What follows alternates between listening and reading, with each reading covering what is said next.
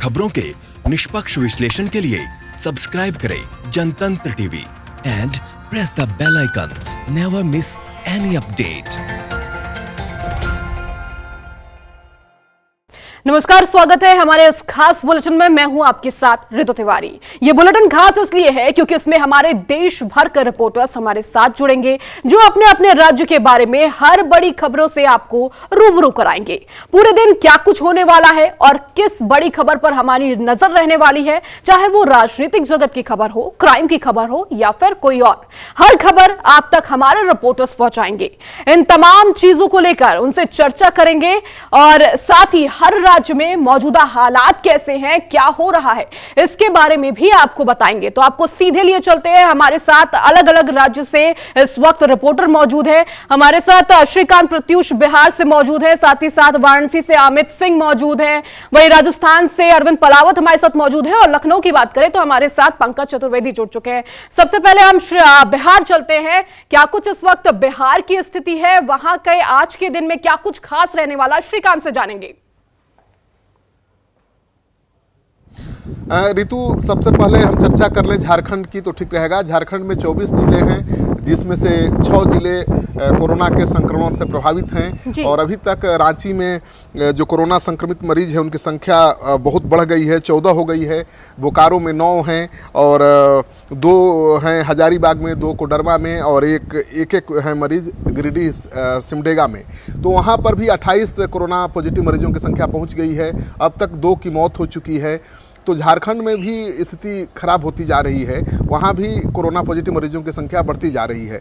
तो मुख्यमंत्री हेमंत सोरेन ने इसको लेकर कई निर्देश दिए हैं। स्वास्थ्य विभाग को निर्देश दिया है कि गांव-गांव में जाकर, घर-घर में जाकर आप सर्वे करिए कि कहाँ कोई घर बाहर से कोई आया है, विदेश से कोई आया है, और सर्वे करने के बाद तुरंत प्रशासन को अलर्ट करिए ताकि उनका तुरंत इलाज शुरू हो सके। तो झारखंड में भी तेज़ी से बढ़ रहा है मामला।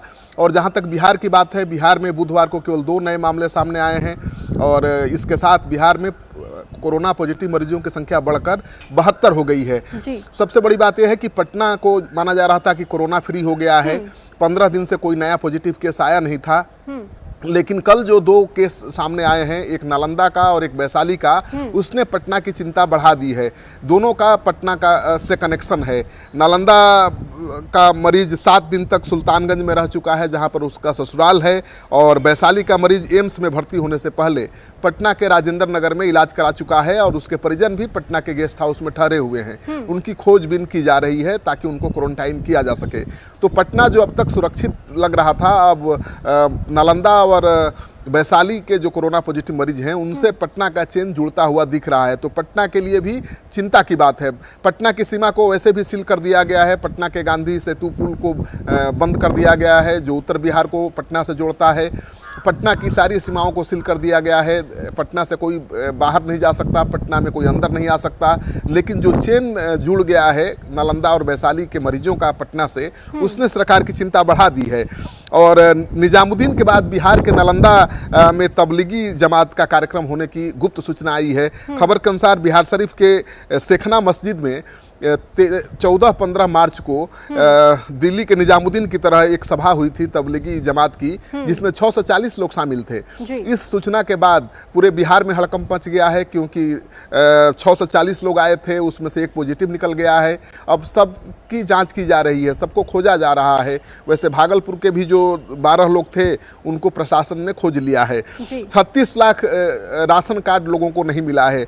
बिहार सरकार के जो खाद्य आपूर्ति मंत्री है उनका कहना है कि 47 लाख नए आवेदन आए हैं राशन कार्ड के लिए, जिनमें से केवल 11 लाख ही कार्ड बन पाए हैं। यानी 36 लाख लोगों को अभी तक राशन कार्ड नहीं मिला है। आपको पता है कि बिहार सरकार सभी राशन कार्ड धारियों को 5 किलो चावल दे रही है, 1 किलो दाल दे रही है और ये सब फ्री दे रही है। लेकिन जिनको राशन कार्ड नहीं मिला है उनको कैसे मिलेगा, ये सबसे बड़ा चुनौती है। औरंगाबाद में स्वास्थ्य परीक्षण करने गई थी टीम, उस पर हमला हो गया है। उसमें स्वास्थ्य विभाग के कई डॉक्टर घायल हुए हैं। वहाँ DSP गए बचाव के लिए लिए, उन पर भी हमला हो गया, वो भी घायल हैं, उनका बॉडीगार्ड भी घायल है। तो अब बिहार सरकार का फैसला एक आया है महत्वपूर्ण, जो नीतीश कुमार ने कल बैठक की थी और कहा है कि कृषि कार्य पर कोई रोक नहीं रहेगा।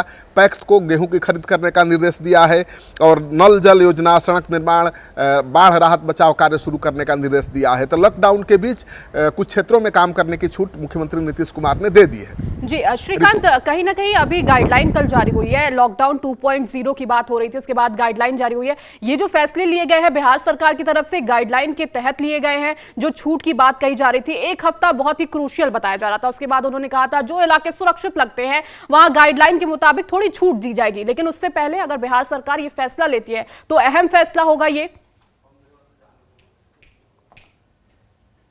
बहुत अहम फैसला है। कृषि कार्य में छूट देने का संकेत तो प्रधानमंत्री ने भी दिया था, लेकिन बिहार सरकार ने पथ निर्माण कार्य में छूट दे दी है, नल जल योजना में छूट दे दी है, किसानों को छूट देने के साथ साथ कई क्षेत्रों में काम करने की छूट दे दी है। इसको लेकर कई लोग सवाल भी उठा रहे थे कि केंद्र सरकार का जो गाइडलाइन है उससे इतर बिहार सरकार जा रही है और इस तरह के निर्देश जारी कर रही है। लेकिन मुख्यमंत्री नीतीश कुमार का कहना है कि बाढ़ राहत बचाव कार्य पर काम करना जरूरी है, क्योंकि बाढ़ से हर साल बिहार में बहुत बड़ी तबाही आती है। नल जल योजना इसलिए जारी रखना जरूरी है क्योंकि गर्मी का मौसम शुरू हो चुका है और पेयजल संकट पैदा हो चुका है। सड़क निर्माण भी बहुत जरूरी है।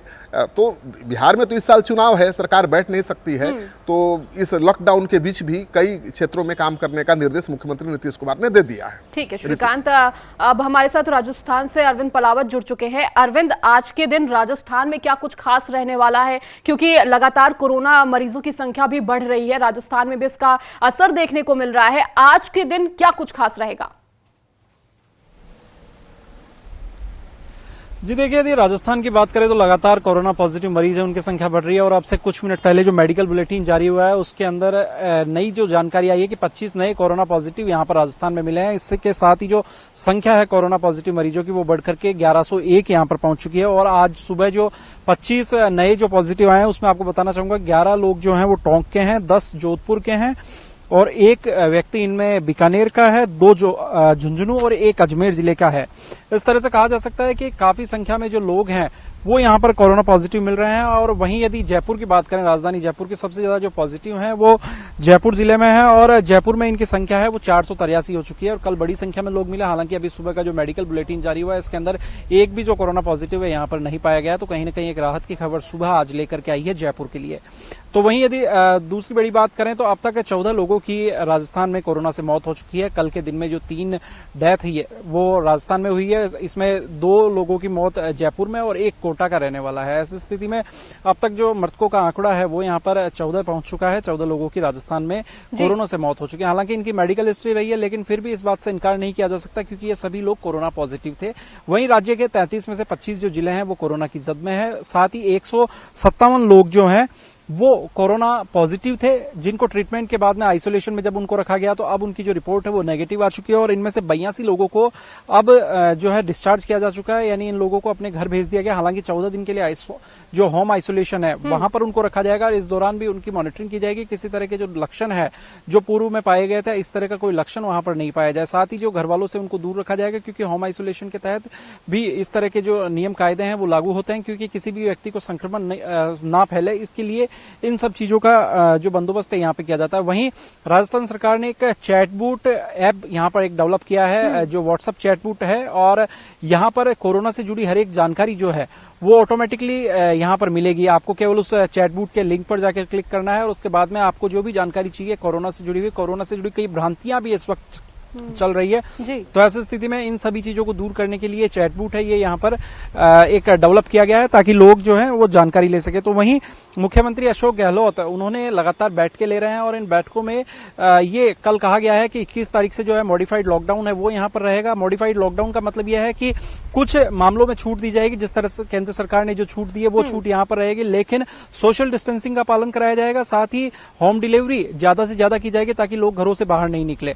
हालांकि उन सभी इंडस्ट्रीज को छूट दी जाएगी, उन सभी उद्योग धंधों को यहाँ पर छूट दी जाएगी जो केंद्र सरकार की ओर से जो कल विस्तृत गाइडलाइन जारी की है उसमें उनका नाम शामिल है। तो ऐसी स्थिति में कहीं ना कहीं कहीं उद्योग धंधों को भी राहत देने की बात यहां पर कही गई है। तो वहीं मुख्यमंत्री अशोक गहलोत ने कहा कि उन्होंने 2 बार प्रधानमंत्री से इस चीज का आग्रह किया है, क्योंकि जो छोटे उद्योग धंधे हैं वो इस वक्त बड़ी परेशानी में है, तो उनको एक राहत पैकेज यहां पर दी जाए। केंद्र सरकार की ओर से राहत पैकेज उन्हें दिया जाना चाहिए, ताकि जो दिहाड़ी मजदूर हैं या जो इन उद्योग धंधों में काम करने वाले लोग हैं उन पर किसी तरह का वेतन का या किसी तरह की जो रोजगार का जो संकट है वो यहां पर पैदा नहीं हो। तो वहीं जयपुर का परकोटा और रामगंज जो इलाका है उनके लोगों को अब, क्योंकि वहां पर सोशल डिस्टेंसिंग की पालना नहीं हो पा रही थी, ऐसी स्थिति में बड़ी संख्या में जो लोग हैं वो यहां पर पॉजिटिव सामने आ रहे हैं, तो उन्हें नाइला में शिफ्ट किया जा रहा है। नाइला और बगराना 2 ऐसी जगह है जयपुर की, हालांकि जयपुर सिटी से कुछ दूरी पर है, करीब 15 से 20 किलोमीटर दूरी पर जयपुर सिटी से है, और आगरा रोड पर ये दोनों जगह है। तो ऐसी स्थिति में उन लोगों को वहां पर शिफ्ट किया जा सकता है। करीब 3,500 लोग यहां पर शिफ्ट किए जा सकते हैं। आने वाले 2 से 3 दिन के अंदर ये शिफ्टिंग यहां पर हो सकती है। तो वहीं जो नाइला के स्थानीय लोग हैं उनका भी विरोध यहां पर शुरू हो चुका है। उनका कहना है कि जो संक्रमण शहरों में था और गांवों में नहीं था, तो अब उसको गांवों में फैलाने की जो सरकार है वो तैयारी कर चुकी है। क्योंकि देखिए, दस्तकार नगर एक ऐसी योजना है जहां पर 700 फ्लैट है, और इन 700 फ्लैट में अभी इनका आवंटन नहीं हुआ है, और ऐसी स्थिति में ये फ्लैट बनकर के रेडी है। तो इन जो परकोटे और रामगंज के लोग हैं जो सोशल डिस्टेंसिंग का पालना नहीं कर पा रहे, क्योंकि देखिए रामगंज एक ऐसा कंजेस्टेड एरिया है जहां पर एक ही परिवार के लोग, एक ही घर में 20 से 30 लोग रहते हैं। ऐसी स्थिति में जो लगातार जो पॉजिटिव की मरीजों की संख्या है वो यहां पर बढ़कर सामने आ रही थी। तो उसे देखते हुए दस्तकार नगर योजना जो है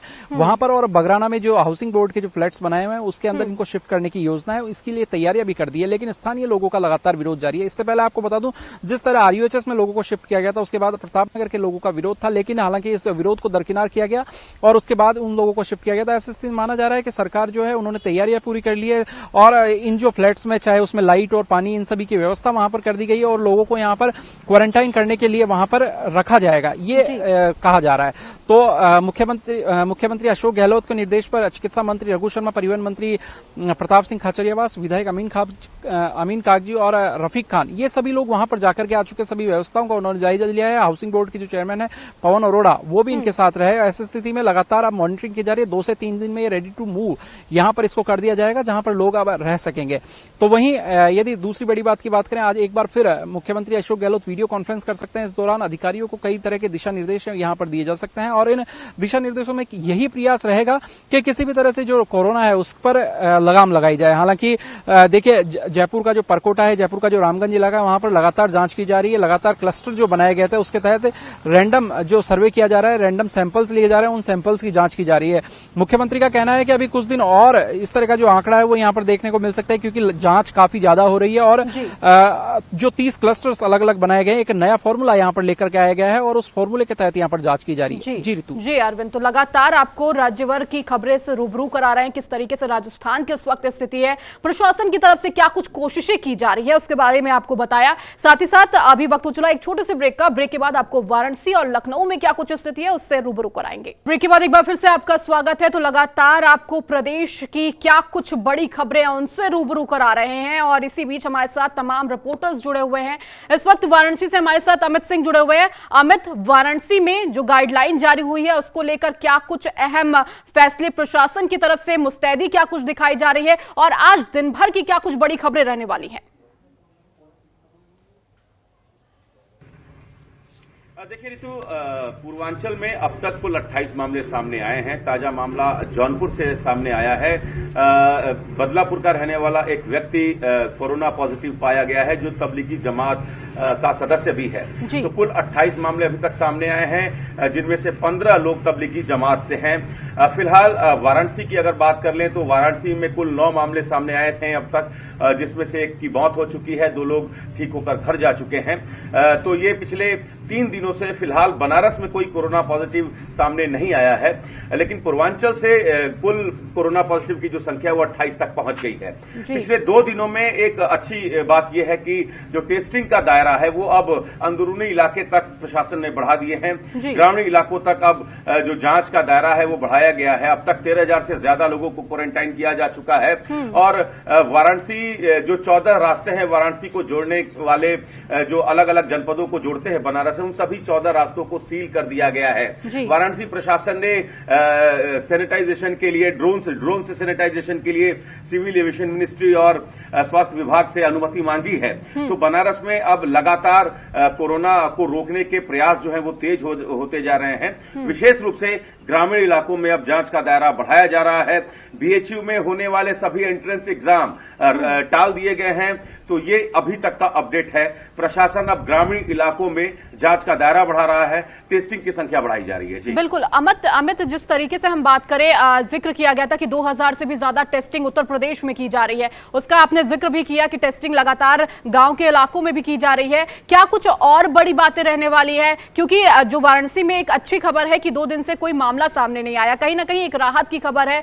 जिस तरीके से उत्तर प्रदेश की तरफ गृह विभाग की तरफ से लगातार प्रेस कॉन्फ्रेंस की जा रही थी और कहा जा रहा था कि अगर ऐसा कुछ होता है तो तमाम इलाकों में छूट भी दी जाएगी, और कल ही नई गाइडलाइन भी जारी हुई है कि ये एक जो सप्ताह है वो बेहद क्रूशियल माना जा रहा है। क्या लगता है बनारस की स्थिति में अगर सुधार होता है तो इस 20 तारीख के बाद जो फैसले लिए जाएंगे उसमें बनारस भी शामिल होगा?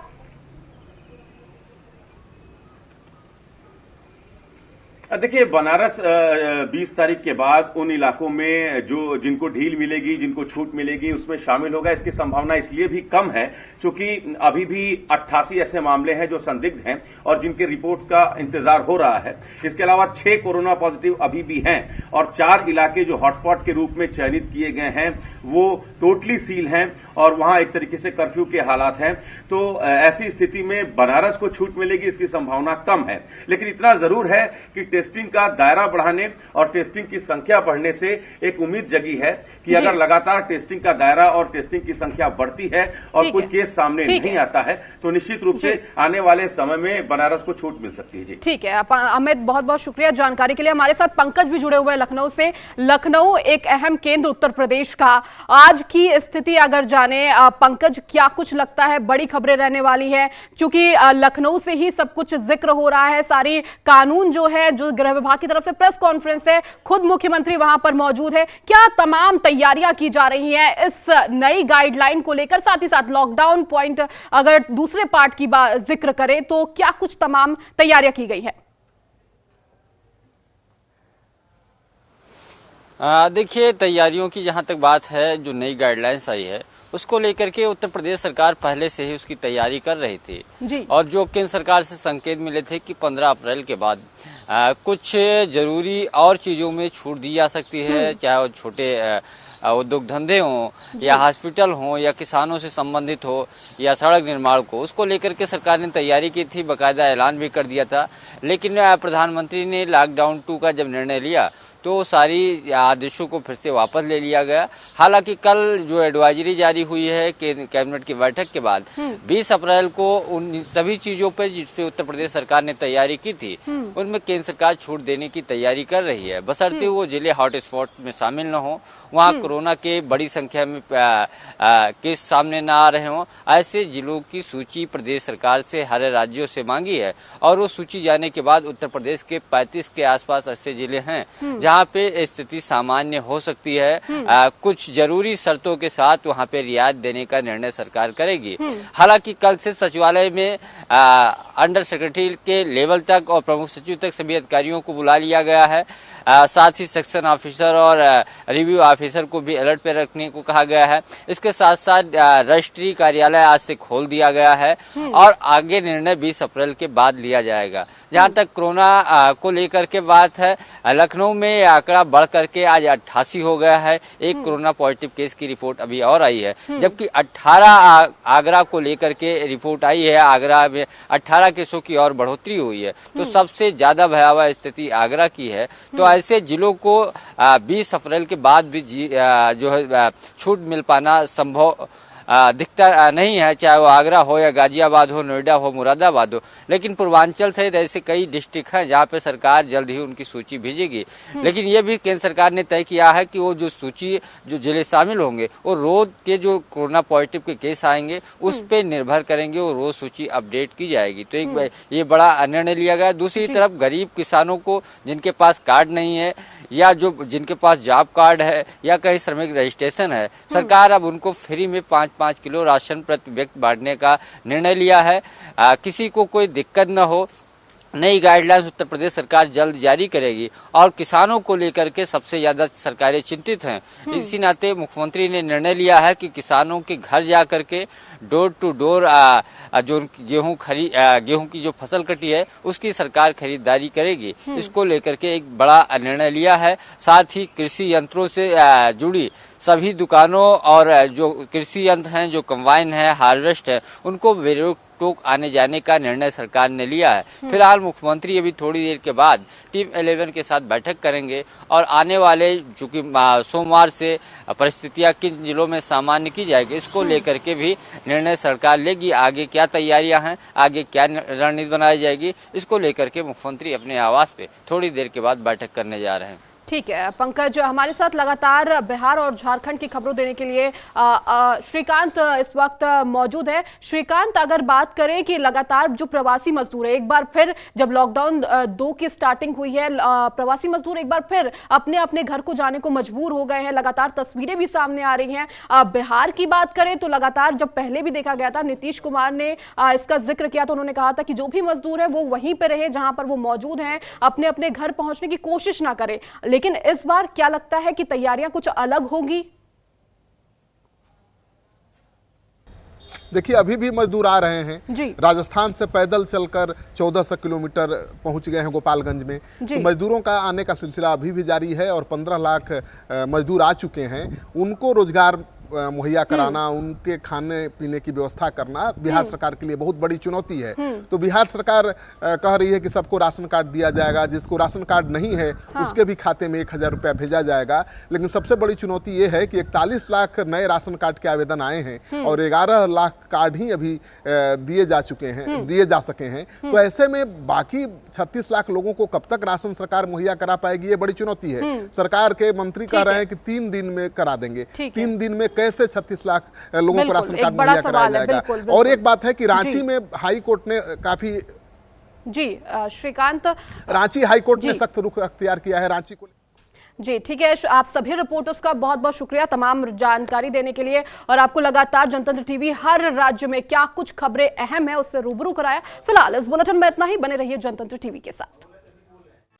खबरों के निष्पक्ष विश्लेषण के लिए सब्सक्राइब करें Jantantra TV and press the bell icon. Never miss any update.